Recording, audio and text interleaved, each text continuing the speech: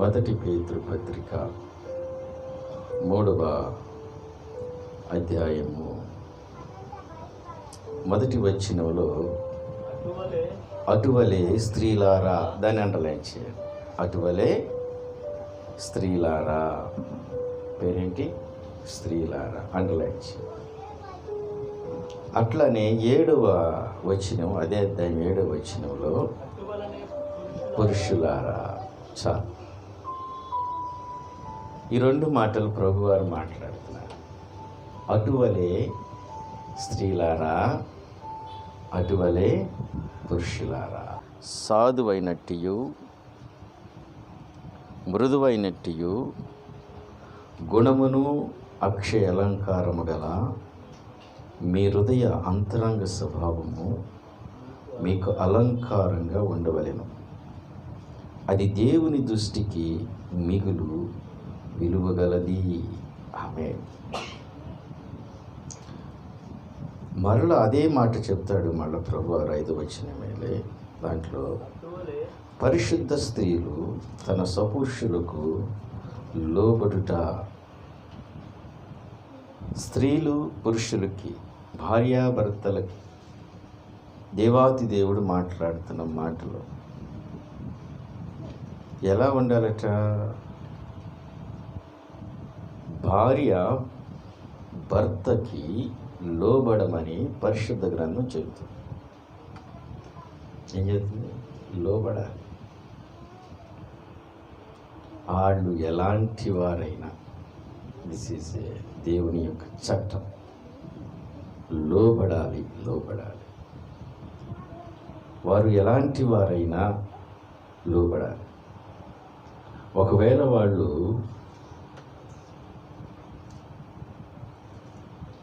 వారి యొక్క మనస్సు కానీ వారి స్వభావం కానీ క్రూరముగా ఉన్నా, వారి ప్రవర్తన సాధువుగా లేకుండినా, వారు విపరీతమైన ధోరణిలో కనిపించిన, ఎవరు ఏదైనప్పటికీ భర్తకి భార్య లోబడాలి. ఆమె ఏమవ్వాలి? లోబడాలి. దేవునికి మహిమ కలుగును గాక. మరి ఎలా మారతారు? చాలు, భర్తలు దేవుని ఎరగని వారు ఉన్నారు. దేవుని యొక్క మందిరానికి రానైనున్నారు. దేవుని అన్న, దేవుని భక్తి అన్న వారికి ఆసక్తి లేదు. వారు దేవుని కార్యాల పట్ల, దేవుని యందు భయభక్తులు కానీ వారెన్నటికీ ఆసక్తి చూపని వారు కొంతమంది ఉంటారు. నువ్వు వెళ్తున్నావుగా ప్రార్థనకి, ఇంకా నేను ఎందుకులే, నువ్వు వెళ్ళు అంటారు. నువ్వు చేసే భక్తి సరిపోయిందిలే, ఇంకా నేను ఎందుకులే అంటారు. నువ్వు వెళ్తున్నావు, తెలుసుగా ఎట్లుందో, నువ్వు వెళ్ళే చాలే అనేవాళ్ళు ఉన్నారు. కొంతమంది భర్తలు మరీ కర్కశముగా, విపరీతమైన ధోరణిలో భార్యని కూడా దేవుని సందరికి పంపించిన వారు ఉన్నారు. కొంతమంది భర్తలు భార్యాన్ని కష్టపెట్టేవారు ఉన్నారు, ఇరుకున పెట్టేవారు ఉన్నారు, ఇబ్బంది పెట్టేవారు ఉన్నారు. కొంతమంది నేను చూశాను, నీకు ప్రార్థన కావాలా, దేవుడు కావాలా, నేను కావాలా తెలుసుకో అనేవాళ్ళు ఉన్నారు. నువ్వు ప్రార్థనకి వెళ్తే ఇక అంతే, నీ పుట్టింటికి వెళ్ళిపోవటమే అనేవాళ్ళు ఉన్నారు. అయ్యా, మరి దేవుని సన్నిధిని పెట్టించుకోవాలి ఇంట్లో అంటే ఒప్పుకోని వారు ఉన్నారు. ప్రతి ఆదివారం ప్రార్థనకి వెళ్తానంటే ప్రతి ఆదివారం ఎందుకులే, పండానికి పబ్బానికి వెళ్తే చాలు అనేవాళ్ళు ఉన్నారు. నువ్వు ప్రార్థనకి వెళ్తున్నావుగా, ఏం ఉద్ధరిస్తున్నావు అనేవాళ్ళు ఉన్నారు. నువ్వు ఆరాధించే దేవుడు ఏం చేసాడు నాకు అనేవాళ్ళు ఉన్నారు. ఇన్ని రకాల భర్తలు ఉన్నారు. వాళ్ళందరూ అవిధేయులు. వారి నేత్రాలకు గుడ్డితనం కలిగింది. మనోనేత్రాలకి ఈ లోకపు దేవత వాళ్ళ నేత్రాలని మూసివేసి, అప్పుడు నువ్వేం చేయాలి? కింద అంటాడు ప్రభువారు మాట్లాడుతూ, వాళ్ళు ప్రార్థనకి రాపోయినా, వాక్యము చదవపోయినా, మందిరానికి రాపోయినా, ప్రార్థించకపోయినా వారిని కూడా నేను మారుస్తానంటున్నాడు. దేవునికి మహిమ కలుగునుగాక. దేన్ని ఆధారంగా చేసుకుని? నిన్ను ఆధారంగా చేసుకుని, భార్యని ఆధారంగా చేసుకుని భర్తను మారుస్తాడట ప్రభువారు. దేవునికి మహిమ కలుగునుగాక. ఆమేన్. చూడండి ఏమంటున్నాడు, చదువునాను. అవిధేయులైతే వారు భయముతో కూడిన మీ పవిత్ర ప్రవర్తనను చూచి వాక్యము లేకుండానే తమ భర్తలను భార్య నడవడి వలన రాబట్టవచ్చు. ఆమేన్. ఇది మర్మం. నీ ప్రవర్తనను బట్టి, నీ సత్ప్రవర్తనను బట్టి ఏమవుతారు? భర్తలు, నీ భర్త మారిపోతాడు. ఎలా మారుతాడు ఆయన? నీ సత్ప్రవర్తన, నీ యొక్క ఆ మనస్సును బట్టి, ఆ ప్రేమించే మనస్తత్వాన్ని బట్టి ఏం చేస్తాడు ఆయన? ఆయన కూడా మారిపోతాడట. దేవునికి మహిమ కలుగునుగాక. ఆమేన్. ఆమేన్. మీకు అర్థం అవటండి.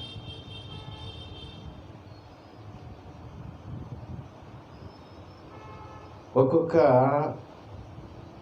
పురుషుడు చాలా అహంకారంగా ఉంటాడు. సదాగా వాడికి ఉన్నది అహంకారం.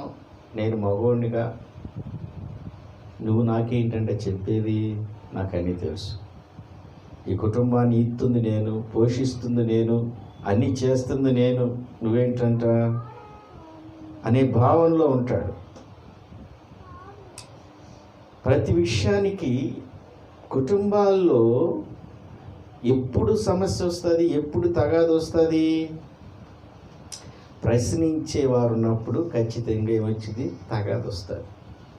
ఏం ప్రశ్నిస్తావు? ఏంటి ఇంత టైం అయింది? ప్రశ్న.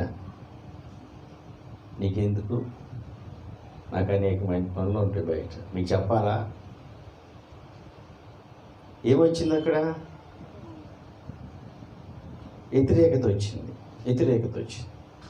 నీ ప్రవర్తన ఎలా ఉండాలంటే, అయ్యా వచ్చావా, ఇప్పుడు దాకా ఎందుకున్నావు, నీ ఆరోగ్యం పాడవదా, నువ్వు తొందరగా వస్తే కలిసి భోజనం చేసేవాళ్ళం కదా. ఈ ప్రవర్తన. కొంతమంది అస్తమానము ఏం చేస్తూ ఉంటారు? సణుగుతూ ఉంటారు, గొణుగుతూ ఉంటారు, తిడుతూ ఉంటారు.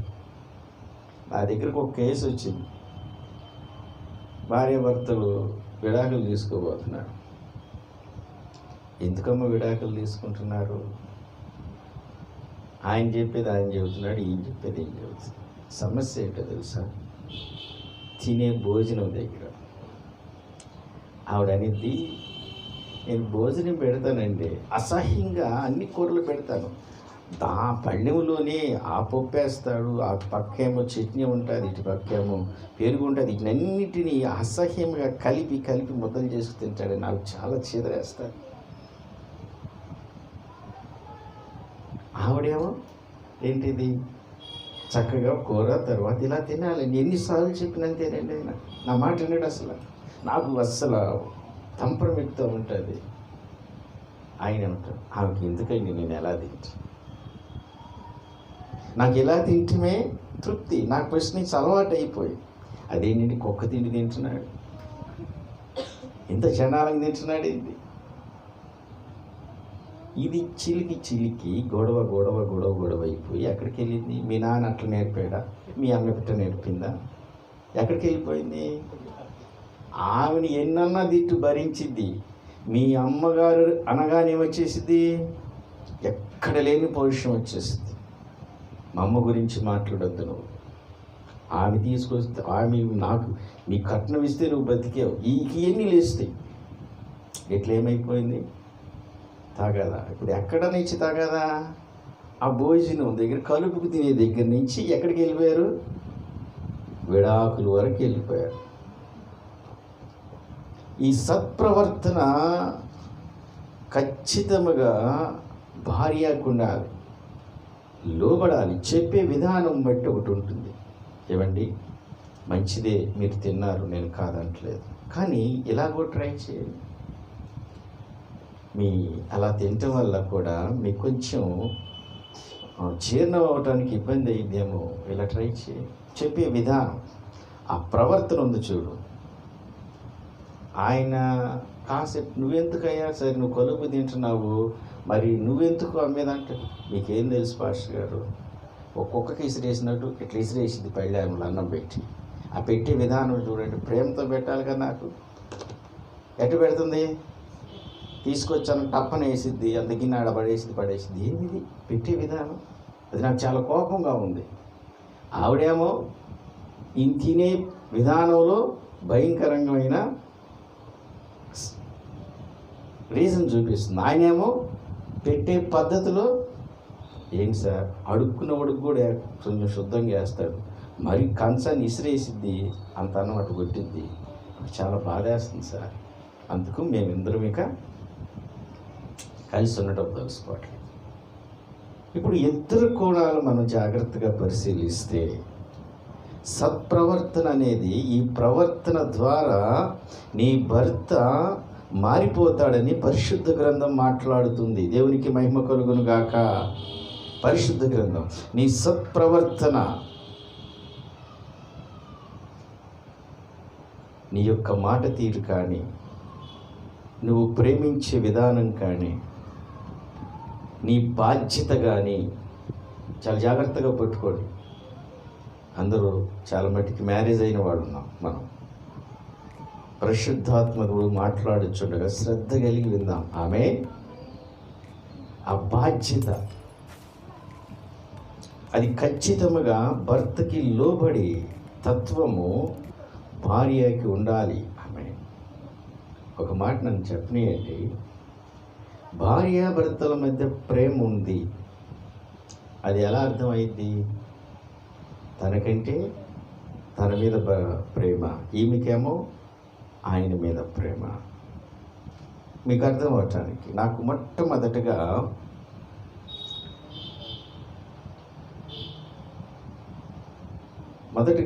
నాకు మ్యారేజ్ అయినప్పుడు నాకు కొన్ని కర్రీస్ ఇష్టం ఉండేది కాదు, ఇంట్లో వండేవాడు కాదు. అవేంటి నాకు కొంచెం తెలిసేది కాదు.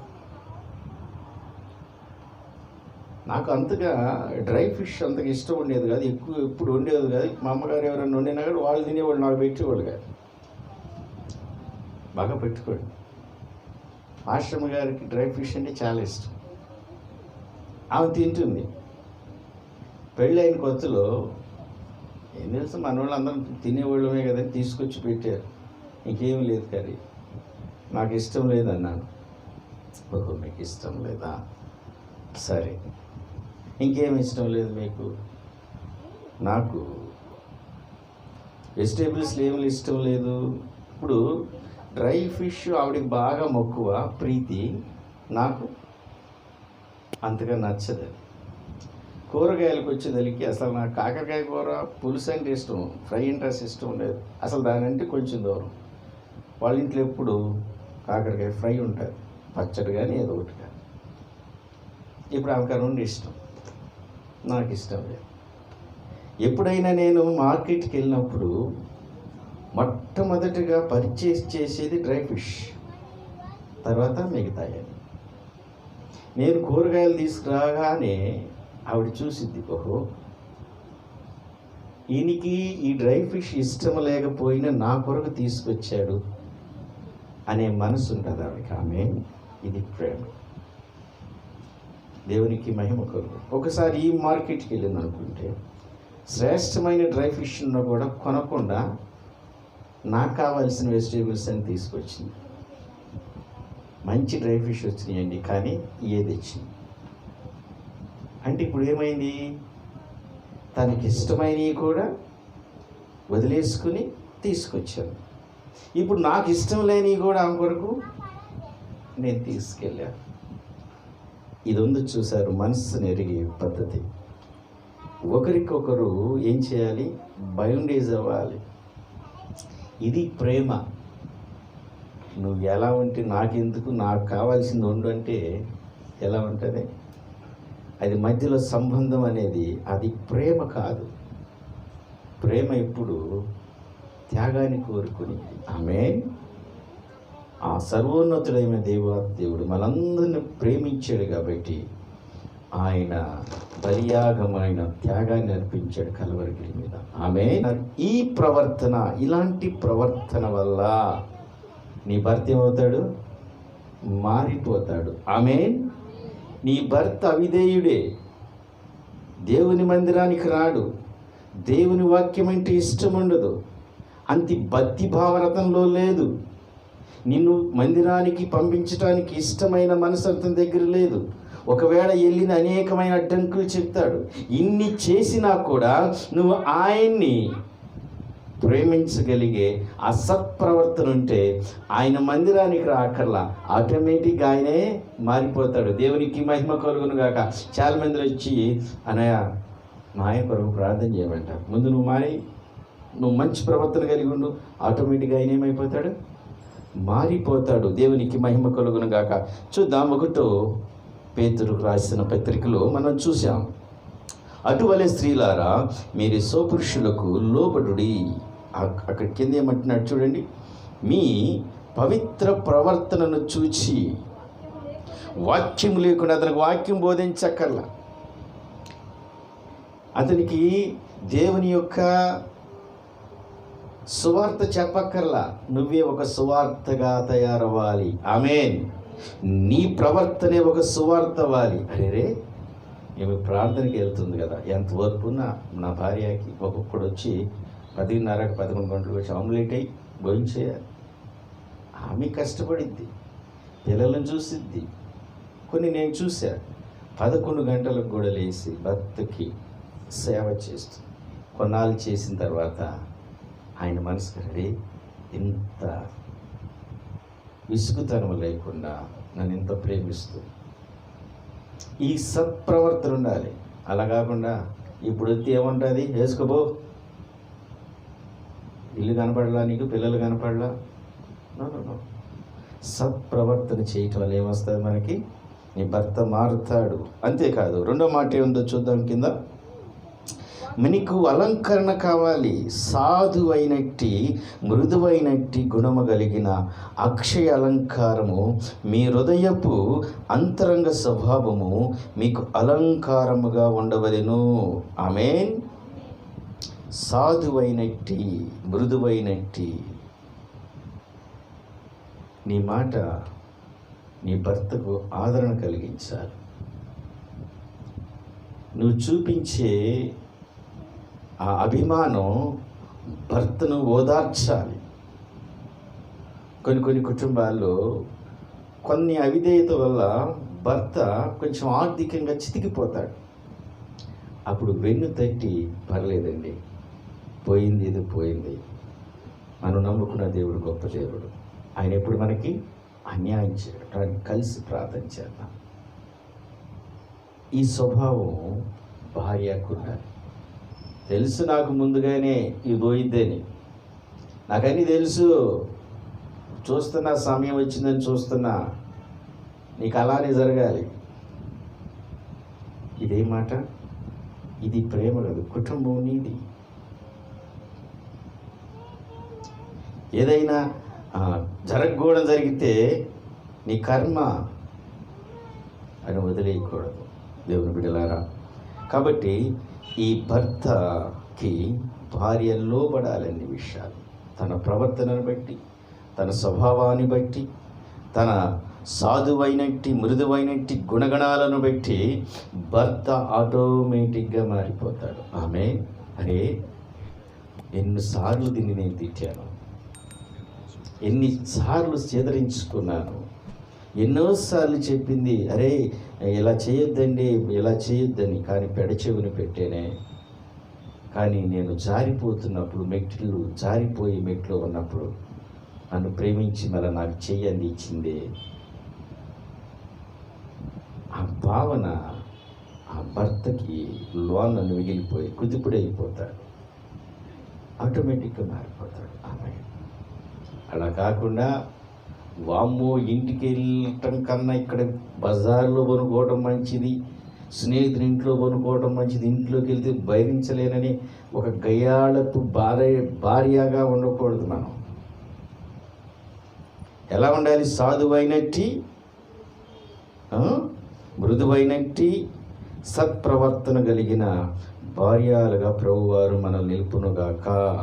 ఆ ప్రేమ, ఆ ప్రవర్తన, ఆ మృదత్వము, ఆ మూర్తి భవించిన ఆ గుణగణాలన్నీ దేవునిలో నుంచి దేవుడు మనకు అనుగ్రహించునుగాక.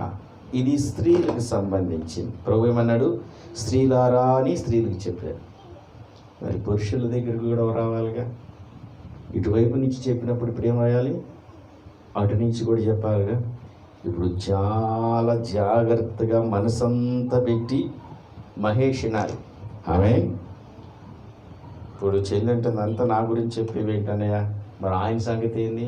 ప్రభు వారు ఇద్దరికి చెప్పాడు. అటువలే స్త్రీలారా అన్నాడు, అటువలే పురుషులారా అన్నాడు. చదువు నాన్న. అటువలే పురుషులారా జీవమును భార్యలు పాలివారై ఉన్నారని ఎరిగి బలహీనమైన ఘటమని భార్యను సన్మానించి మీ ప్రార్థనలకు కలగకూడనట్లు. ఇప్పుడే అండర్లైన్ చేయండి అమ్మ, ఎర్ర చీరాతో అండర్లైన్ చేయి. నువ్వు బాగా హృదయంలో పట్టుకో. జ్ఞానము చొప్పున వారితో కాపురము చేయుడి. ఆమేన్. ఇప్పుడు మహేష్ కానీ ఎవరైతే భర్తలు ఉన్నారో వారు కూడా కాపురాన్ని ఎలా చేసుకోమన్నాడు?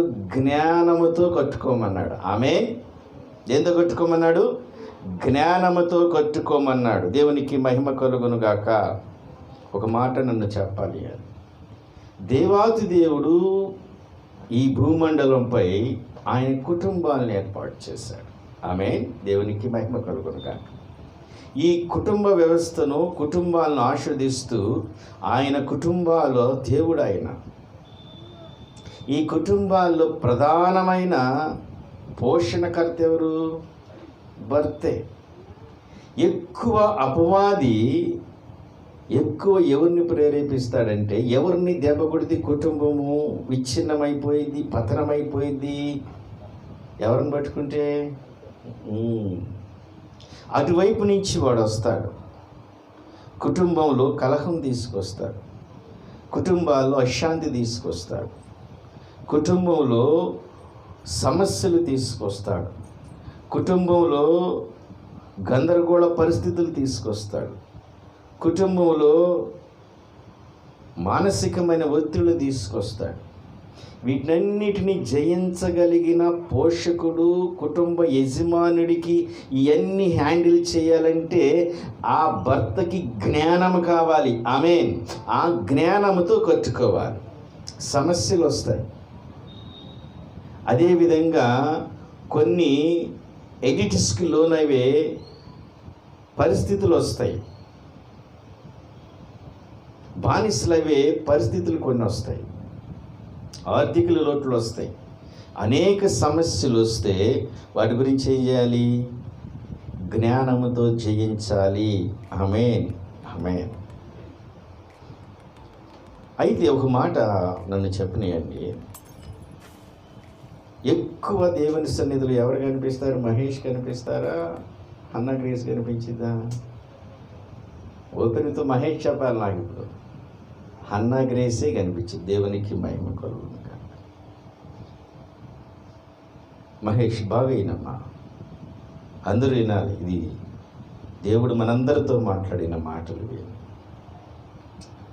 భార్య ఎప్పుడు దేవుని సన్నిధికి వచ్చి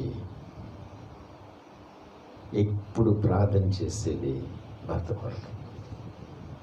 ఆయన బాగుండాలని ప్రార్థన చేస్తూ ఉంటారు. ఆయన క్షేమముగా ఇంటికి తిరిగి రావాలని ప్రార్థన చేస్తారు.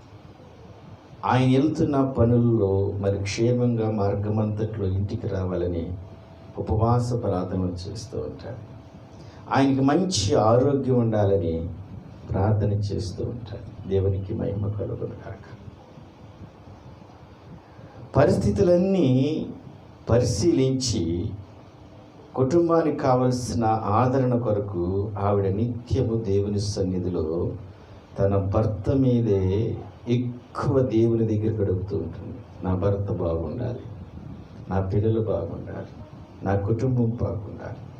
ఆమె ఉపవాసం ఉందంటే మొట్టమొదటి ప్రాధాన్యత భర్తకే ఇస్తుంది.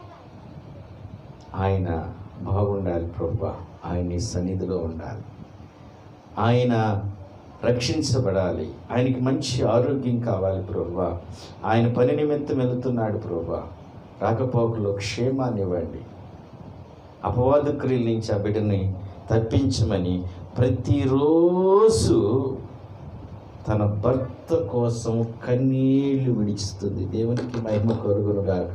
ఆమేన్. తెలుసా మహేష్, మీకు దేవుని సన్నిధిలో బలిపీఠం ముందు నీకు చెప్తున్నా, యేసు నామములో నీ మనసు ఇప్పుడే మారిపోవును గాక, కుటుంబం అంతా దేవుని సన్నిధిలో నిలబడను గాక. ఆమె కన్నీటి ప్రార్థన నీకోసమే ప్రతిరోజు భర్త కొరకు, రక్షణ కొరకు, క్షేమము కొరకు ఆమె దుఃఖము, వేదన, ప్రయాస, ప్రార్థన ఇవన్నీ తన కుటుంబం కొరకు. దాని గురించి ఎప్పుడు ప్రార్థన చేసుకోరు. దేవుని సన్నిధికి వస్తే మొట్టమొదట నా దగ్గరికి కూడా రాగానే ఎవరిని అడుగు, మహేష్ గురించి ప్రార్థన చేయండి అన్నయ్య, ఈ మధ్య లేటుగా వస్తున్నాడు, మహేష్కి ఆరోగ్యం బాగాలేదని ప్రార్థన చేయండి, మహేష్ గురించి ప్రార్థన చేయండి అన్నయ్య. ఎవరిని అడుగుతుంది? మహేష్ ఏ రోజున వచ్చి హన్నా గ్రేస్ గురించి కన్నీళ్ళు విడిచిన రోజుందా? దేవాది దేవుడు అడుగుతున్నాడు. ఆమె క్షేమము గురించి చేసిన ప్రార్థనలు ఉన్నాయా? కానీ పరిశుద్ధ గ్రంథంలో 1 సమూయేలు గ్రంథం 3వ అధ్యాయం చూస్తే 3వ వచనం, మీరు చదవక్కర్లేదు, రిఫరెన్స్ వరకు రాసుకో. అక్కడ ఎల్కానా అనే ఒక ఆయన ఉన్నాడు. ఆయన భార్య పేరు హన్నా. పేరేంటి? హన్నా. ఆమెకి పిల్లలు లేరు. పిల్లలు లేకపోతే ఆయన ప్రతినిత్యము ఆమె కొరకు దేవుని మందిరానికి వెళ్తాడు. దేవునికి మహిమ కలుగును గాక. ఆమె చూడు నాన్న, చదువు, మీకు చదివితే ఇంకా మంచిగా అర్థమవుతారు. 1 సమూయేలు గ్రంథం నేను చదువు 3వ వచనం, 1వ అధ్యాయము 3వ వచనం. యెహోవా మొక్కుటకు బలి అర్పించుటకు ఏటేటా ఆ పట్టణం విడిచి అచ్చటికి పోవచ్చుండెను. చాలు, ఎచ్చటికి పోతున్నాడు? దేవుని మందిరానికి వెళ్తున్నాడు. ఎవరి నిమిత్తం వెళ్తున్నాడు?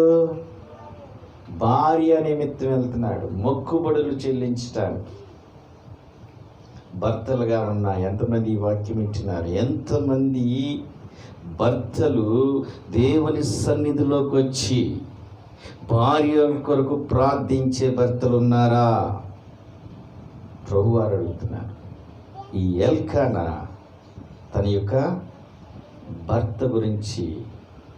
భార్య గురించి ఏటేట మందిరానికి వెళ్ళి బలులు అర్పిస్తున్నాడు, మొక్కుబడులు అర్పిస్తున్నాడు.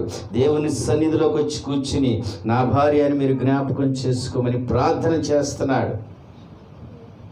ఈరోజు నుంచి యేసు నామములో మహేష్ ప్రతి ఆదివారం వచ్చి తన కుటుంబం కొరకు యేసు పాదాల దగ్గర కన్నీరు విడిచునుగాక. ఆమేన్. నీకు తెలియదు, నువ్వు క్షేమముగా ఎక్కడెక్కడో తిరిగి వస్తున్నావంటే ఆమె కన్నీరు. ఇక్కడ ఎల్కానా ఎవరి గురించి ప్రార్థన చేస్తున్నాడు? తన భార్య గురించి మందిరానికి వెళ్తున్నాడు. ఎంతమంది పురుషులు భార్యల గురించి మందిరానికి వస్తున్నారు? ఎంతమంది పురుషులు భార్య గురించి ప్రార్థన చేస్తున్నారు? వారు క్షేమముగా ఉండాలని ఎంతమంది ప్రార్థన చేస్తున్నాడు? పరిశుద్ధ గ్రంథంలో దేవాతి దేవుడు మాట్లాడుతున్నారు. ఓ భర్తలారా, మీ భార్య గురించి ప్రార్థన చేసేది ఏదైనా ఉందా మీ దగ్గర? కానీ మీ భార్య మీ కొరకు కన్నీరు కార్చింది. అంతేకాదండి, ఇంకా చూద్దాం. కానీ 8వ వచనం కూడా చూడమ్మా. ఆమె 8వ వచనం 1:8 డైరెక్ట్గా వచ్చి, గనుక ఆమె భోజనము చేయక ఏడ్చుచూ వచ్చెను. ఆమె పెనిమిటి ఎల్కానా, హన్నా, నీవెందుకు ఏడ్చుచున్నావు? చాలు, నువ్వెందుకు ఏడ్చుచున్నావు? నువ్వు అన్నం తినకపోతే, మహేష్ అన్నం తినకపోతే, ఏమండి అన్నం తినండి. ఆయనకు అనారోగ్యం వస్తే, ఆయన జబ్బుపడి మంచం మీద కొనుక్కుంటే, ఆయనకి ఆరోగ్యం బాగపోతే మంచం దగ్గరే కూర్చుని పరిచర్య చేసి, ఏమండి తినండి, ఈ ఔషధాన్ని నేర్చుకోండి అని ఆ మంచం దగ్గర కన్నీరు కార్చింది. దేవునికి మహిమ కొరకు. ఎప్పుడైనా అన్నం తినకపోయినా, ఏదైనా జ్వరం వచ్చినా చూసి చూడనట్టుగా వెళ్ళిపోవటం, పట్టించుకోకుండా వెళ్ళిపోవటం, అలా చేయలా. ఇక్కడ నువ్వు 5,000 రూపాయలు పెట్టి పొట్టు పంచి ఇచ్చినా, పొట్టు చీర ఇచ్చినా కూడా అన్నగ్రేస్కి ఆనందం ఉండదు. కానీ ఆమె అశాంతిలో, దుఃఖంలో పనుకున్నప్పుడు మహేష్ వచ్చి, అమ్మ భోజనం చేయలేదా? ఎందుకు భోజనం చేయలేదు? లే భోజనం చేద్దుకోనని కలిపి పెట్టిన మొదలు ఏమన్నా ఉన్నాయా? ఇక్కడ ఎల్కానా తన యొక్క భార్యకి భోజనం చేయట్లేదని అడిగాడు. అన్వేష్, నీ గురించి కూడా అడుగుతున్నా. అన్వేష్ గురించి కాదు, ఎంతమంది అయితే ఈ ఆన్లైన్లో వింటున్నారో వారందరి గురించి కూడా. మీ భార్యలను పట్టించుకుంటున్నారా? వారి యోగక్షేమాలు పరిశీలిస్తున్నారా? వారి సమస్యలు మీరు అర్థం చేసుకుంటున్నారా అని ఏమంటున్నాడంటే, భోజనం చేస్తున్నాడు, భోజనం పెడుతున్నాడు ఆమెకి. ఆమె పాపం భార్య ఇంటి దగ్గర చూస్తూ ఉంటుంది. మా ఆయన వస్తాడు పిల్లలకి పోవటం, నిద్రపోతే వాళ్ళని చాలాసేపు ఆపి అందరం కలిసి భోంచేద్దాం అనుకునేది. ఈ లోపల నిద్రపోతున్నారని అన్నం పెట్టేసి వీళ్ళు నిద్రపోతారు. 10:30, 11 అయింది. అప్పుడు భర్త ఎక్కడెక్కడో లోకంలో తిరిగి కొన్ని బానిసలకు లోనైపోయి 11 గంటలు 12 గంటలకు వచ్చి భోజనం చేసేమని కూడా అట్లనే పడుకుంటాడు. ఎంత వేదన! భార్యాభర్తలు కలిసి భోజనం చేయాలి. ఆమె కలిసి భోజనం చేస్తున్నప్పుడు ఖచ్చితంగా కుటుంబ సమస్యలను మీరు డిస్కస్ చేయాలి. దేవుని ప్రణాళిక, బిడ్డల పట్ల మీ యొక్క ప్రార్థన, విజ్ఞాపనలు ఆ సమయంలో అన్నీ మీరు అక్కడ మాట్లాడుకోవాలి. అది ప్రభువారు నేర్పి, ఇది లేకుండా చేస్తున్నారు. దేవుని బిడ్డ, ఖచ్చితంగా నువ్వు అక్కడ చేయాలి. నువ్వు భోజనం మానుట ఎలా అని అడుగుతున్నాడు. నువ్వు భోజనం చేయకపోతే ఎలా అమ్మా? నువ్వు భోజనం చేయాలి. కాబట్టి ఖచ్చితంగా భర్తలు భార్యల గురించి పట్టించుకోవాలి, ప్రార్థన చేయాలి, వారి యోగక్షేమాలు కొనుక్కోవాలి. అలా బలహీనమైన ఘటమని చెబుతున్నాడు.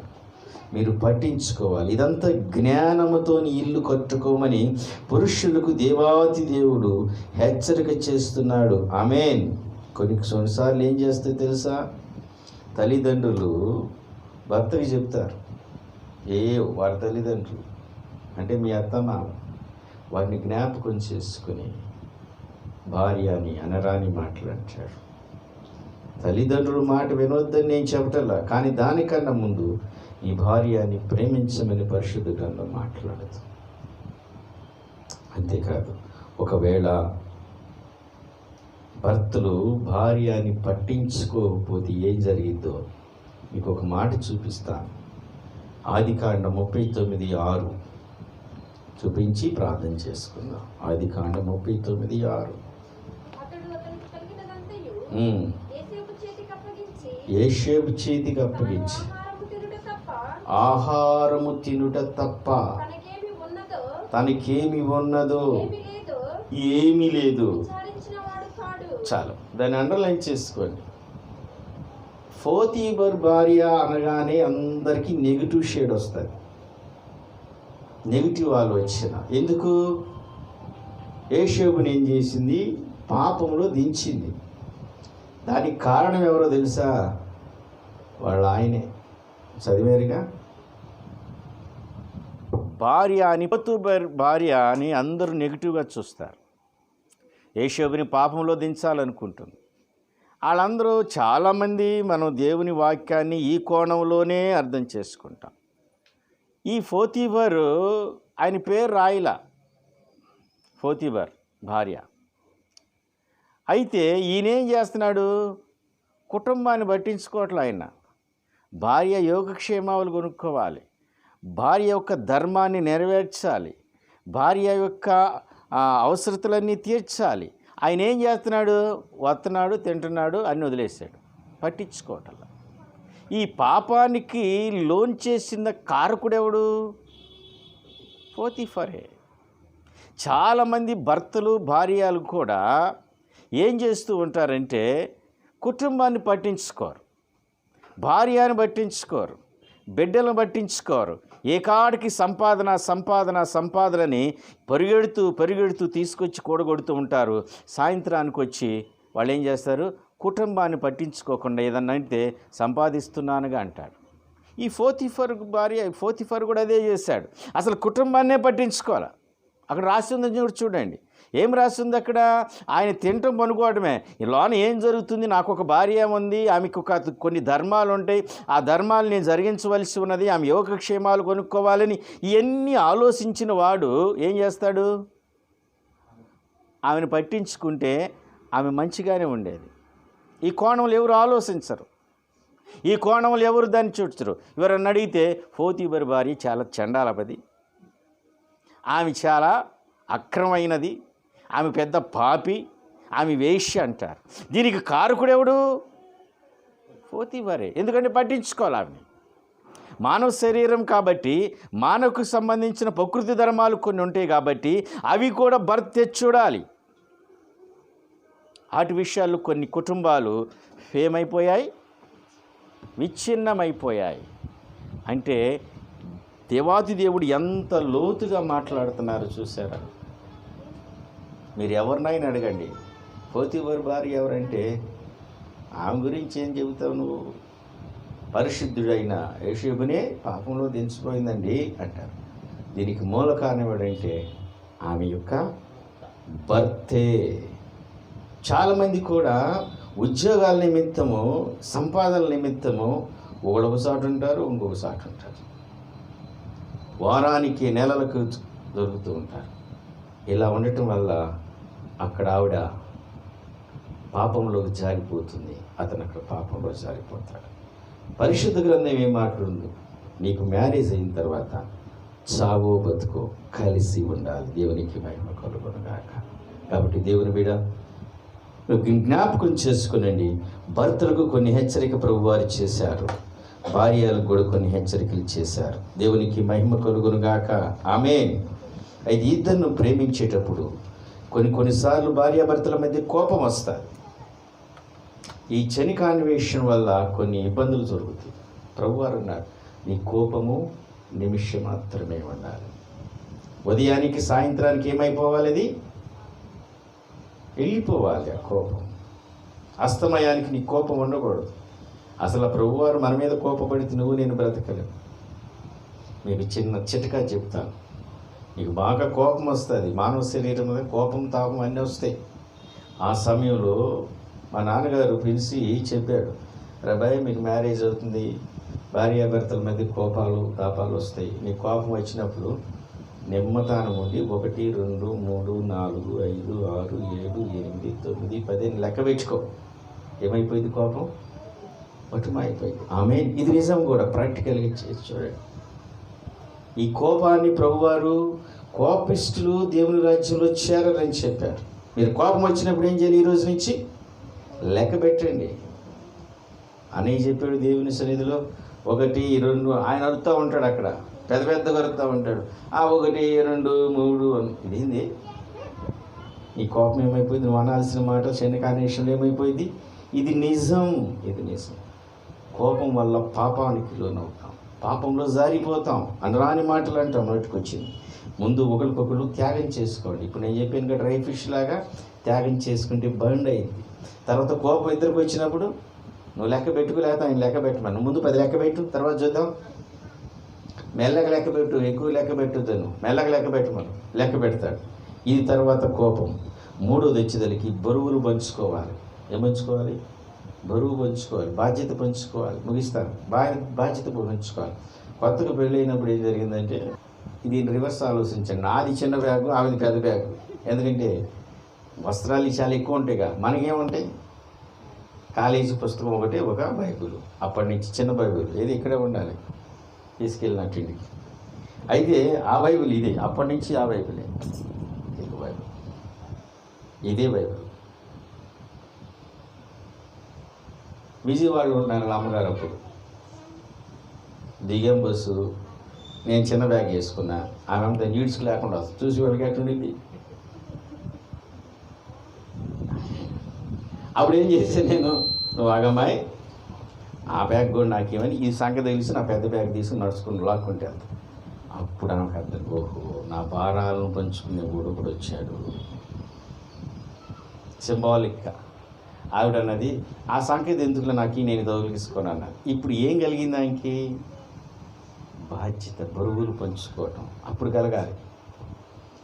పాపం కొన్ని చూస్తా, ఈడేమో మామూలుగా వెళ్తూ ఉంటాడు టిప్ టాప్ మీద, ఆవిడేమో ఇంత బ్యాగ్ వేసుకునిద్ది, దాంట్లో సడ్డి పాపడు సంఖలో ఉంటారు, వాడికి కావలసిన నీడ్స్ అన్ని ఉపకరణాలన్నీ దాంట్లో పెట్టుకునేది. ఏలు కూడా ఉంటాడు, బ్యాగ్ ఇప్పుడు ఎంత, వాడా ముందు వెళ్తుంటా 5 లాక్ వెళ్తూ ఉంటుంది వెనకాల. ఏమైంది చూడండి. ఒక కదలేమో నాకు ఆ బ్యాగులకి అయితే ఆ పిల్లోని నువ్వు నేను తీసుకుంటాను తీసుకోరు. అక్కడే అర్థమైంది ఈ కుటుంబం ఎంత ఫలభరితంగా ఉందో, భారాలు ఎలా పంచుకుంటున్నారో అర్థమైపోయింది మనకి. ఇది దేవుని బిడ్డలో దెయ్యపు బిడ్డలో అర్థమైంది మనకి. వారి మధ్య అన్యోన్య సంబంధం ఎలా ఉంటుందో అర్థమైంది. ఒకడు వెళ్తాడు హోటల్లో కూర్చుని, ఏం కావాలన్నాడు, వీడికి కావాల్సినవి తింటా ఉంటాడు, ఆమెను చూద్దామనిద్ది, 2 ఇడ్లీ పెట్టాడు ఆమె, ఈమె అడగలేదు, ఇంకేం కావాలా, నువ్వు తినవుగా అంటాడు. మరి ఒకటి, ఇదే ప్రేమ? కాదు. ఇది పంచుకోకూడదు. మనం భార్యాభర్తలు ఆ మనస్సు ఎరిగి ఉండాలి. ఇదిగో నిజమైన ప్రేమ పంచే భర్త ఏం చేస్తాడు తెలుసా? ముందు ఆమెను పరిశీలిస్తాడు, ఆమె కావాల్సిన ఎన్ని సమకూరుస్తాడు. ఇది భర్త యొక్క ప్రయోజనం. ఆమె కొంతమంది స్త్రీలు ఉంటారు, ఇంటికి వచ్చేదానికి ఏమన్నది, మంచి కూర అనుకోండి మొత్తం వెళ్ళిపోయింది. ఏంటంటే ఆ ఏం తెచ్చావు నువ్వు, 1/4 కేజీగా, ఎక్కడ ఉంటుంది, ఇద్దరికి పెట్టాలి, నేను తినాలి. 1 అర కేజీ తెచ్చితే బాగుండేదిగా, చేసేది లేక ఏం చేస్తాడు ఈయన, సరే ఏదో ఒకటి పచ్చడి ఏదో అంటాడు. ఇది పంచుకోవటం కాదు, అర్థమవుతుందా? అట్లా భారాలు పంచుకోవాలి. ముంగుడోది, ఇద్దరి మధ్య సమదృష్టి ఉండాలి. ఏముండాలి? సమదృష్టి. భర్త అమ్మ నాన్న వచ్చినప్పుడు నువ్వు సమదృష్టితో చూడాలి నీ తల్లిదండ్రుల. ఆమె తన వైపు రిలేషన్షిప్ వచ్చినప్పుడు నువ్వు అలా చూడాలి, నీ వైపు వచ్చినప్పుడు తను కూడా అలానే చూడాలి. ఆమె అన్నగ్రేసి అమ్మగారు వచ్చారనుకో, ఏమండి అక్కడ డ్రై ఫిష్ అమ్ముతున్నారంట, ఒక 2 కేజీలు తీసుకురా. సరే నేను తీసుకొస్తాడు. వీళ్ళమ్మ నాన్న వస్తే, మార్కెట్కి వెళ్ళి వెజిటేబుల్ తీసుకురాపో. ఇది సమదృష్టి కాదు, ఇది రిలేషన్షిప్ కాదు. దేవుని బిడ్డ చివరిగా ఆఖరి పట్ట బాధ్యత ఎరగాలి. ఇద్దరికి బాధ్యత, గృహంలో అన్ని విషయాల్లో, ఆర్థికంగా, దేవుని దృష్టిలో ఎన్ని ప్రభువారు భర్తకి భార్యకి సమగా ఆయన ఏర్పాటు చేసి యేసునామములో ఈ కుటుంబం ఆయన వచ్చే వరకు, ఈ శరీరాలు ఉన్నంత వరకు ఈ కుటుంబం అంతా యేసునాథుని పాదసేవలో నిత్యము నిలిచి ఉండుదురుగాక. ఆ కుటుంబం చుట్టూ యేసు రక్త ప్రోక్షణ ఉంచునుగాక. ప్రతి అక్కరను దేవాతి దేవుడి కుటుంబానికి అనుగ్రహించునుగాక. భార్య కొరకు భర్త, భర్త కొరకు భార్య తన యొక్క మనసంతటితో దేవాది దేవుని ముందు గడుపులాగిన సహాయం చేయునుగాక. వారికి ఇచ్చిన ఇద్దరి బిడ్డలను దేవుడు అపారమైన కృపతో వాళ్ళను దర్శించి దేవుని యందు మనుషుల యందు దినదినాభివృద్ధి పొందుతూ జ్ఞానం పొందునుగాక. దేవుడి మనములు దీవించి ఆశీర్వదించునుగాక. ప్రార్థన చేసుకుందాం.